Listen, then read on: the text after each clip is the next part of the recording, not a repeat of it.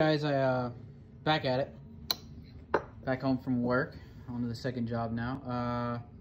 I wanted to talk about this timing wheel, degree wheel.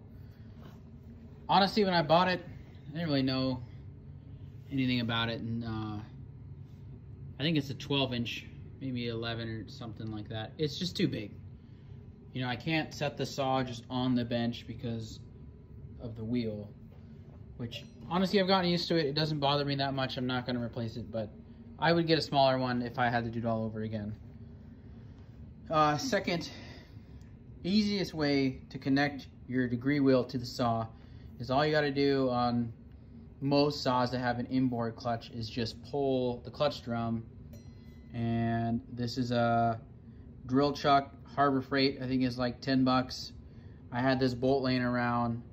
I had these random rubber little O-ring dealios here. Toss that together and I can actually hold the flywheel and then spin the degree wheel because of these little rubber grommets. And that's really nice because, you know, if you go from one port to another, you gotta adjust this.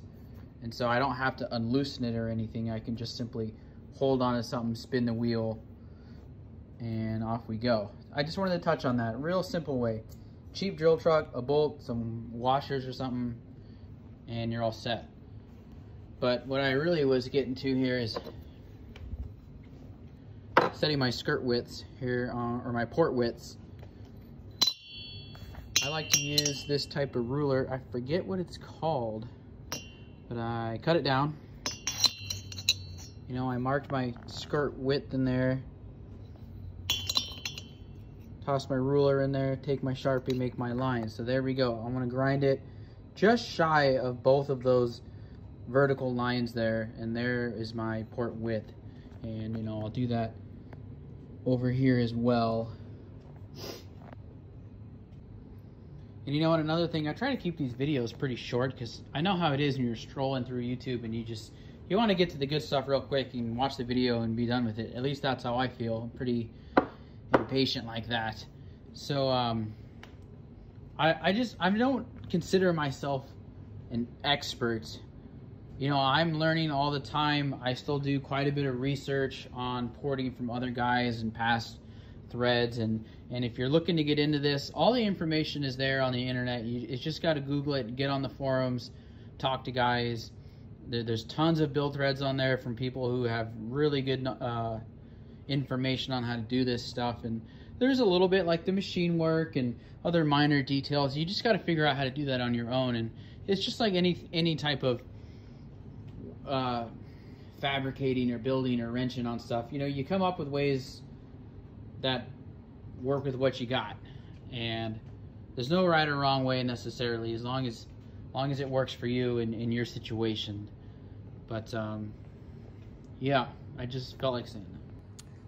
And honestly, I don't even know why I'm making these little videos. I think it's just because I really enjoy sharing this information that I have learned that others have put out there for someone like me to pick up. And I just like helping other dudes figure out how to do these things, and it's just fun to me. So it's fun to try to help somebody else figure out how to do this type of work. And you know, I only started this YouTube channel just as my resume to throw out there. Hey, look, these are the saws that I've built and I've owned and that kind of thing. And now all of a sudden I find myself talking, and I'm not very good at it.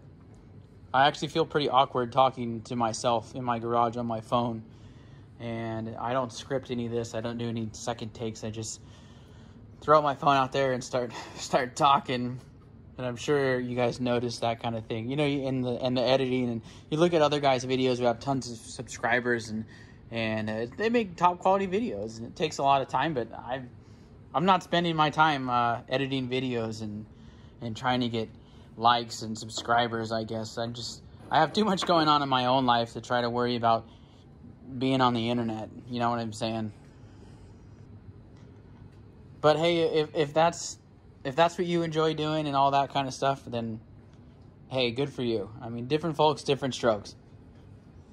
All right, so I'm all set up to do my initial grinding on the intake.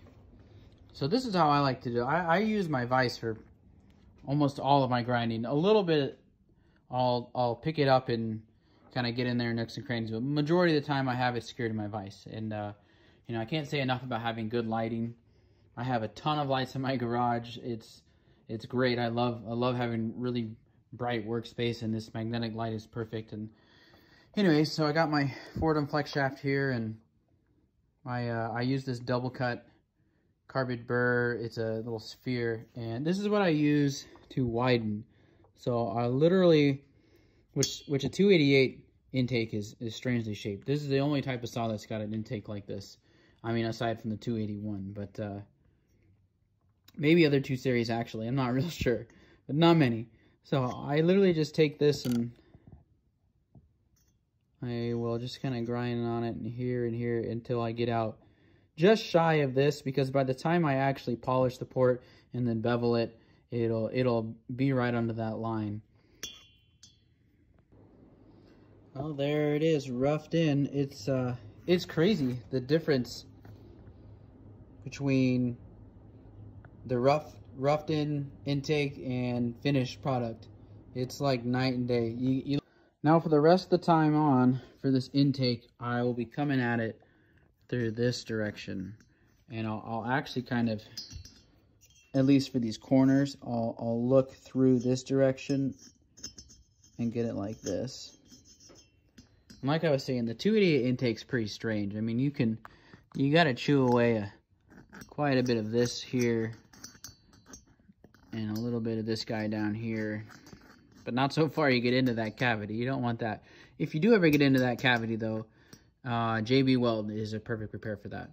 It's perfectly fine. It'll hold up, it'll stand. It's the intake, so it actually doesn't get very hot. If you do a mistake like that though in the exhaust, and well, you pretty much ruined that cylinder unless you can weld aluminum. So alright, so I got all the corners and the tight radiuses all ground. And you know, the smoother your grinding is before you go to polish, the easier it is to polish. And just the overall better aesthetically looking port you're gonna have. So now I'm gonna switch. Going to switch to this guy right here, which needs a little bit of cleaning, but this makes a really nice smooth finish. As soon as I get everything, the intake completely ground on, I'll actually go through and set my timing where I want it, which on this saw I was able to stock it was at 70, and then with the machine work it came down to 75, which is crazy because I lowered this jug quite a bit and it still only moves 5 degrees for the intake. But I'm gonna take it to 80. These saws like right around 80. I've gone 79, and actually that's 80 is the most I've ever done, but I've been at 79 and it was good too. I'm gonna try to make this one spin a little bit faster than I have in the last couple I built. I'm gonna go to 80 on the intake. I'm gonna do bridges on the transfers, and then I'm gonna do about a 98 to 99 on the exhaust. I'll probably honestly shoot for 98.5. Now I'm gonna move on to polishing, which it's real easy actually. You could easily polish your own ports for almost little to no money. If you got a Dremel, you could do it. Grab the pencil attachment for your Dremel. I mean, you could get a knockoff Dremel with the attachment for like 30 bucks on Amazon. All you need after that is this split mandrel. And then I like to use belt sanding paper. It's thicker, more robust, doesn't break up so quickly. It fits well in these things.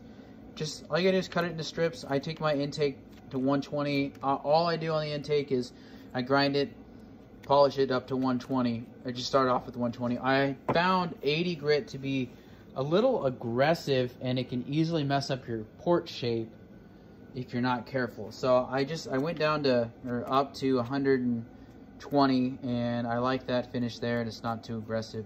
Literally all you gotta do is just stick this in here and just move it around in your port, and for the most part you get a nice shiny port afterwards. Alright, so I got the polishing all done. It's all timed, it's all good to go. Last step is beveling. So you gotta put a new bevel on this edge to make things soft. Not as important on the intake side, because the intake side, the ring on most saws does not drop into the port. It usually stays above the intake. But anyways, so a little sphere bit. Literally all you gotta do is just run it around on here real light, get a new bevel, good to go. So the last thing I like to do is just run this little Scotch-Brite pad thing here just around the bevel, and it just really smooth things out. And there you have it. One ported intake. Now I wouldn't really say it's extremely smooth, but it's very uniform. I mean, I'll take an exhaust to 500 and it's like mirror finish, where, you know, this is just 120.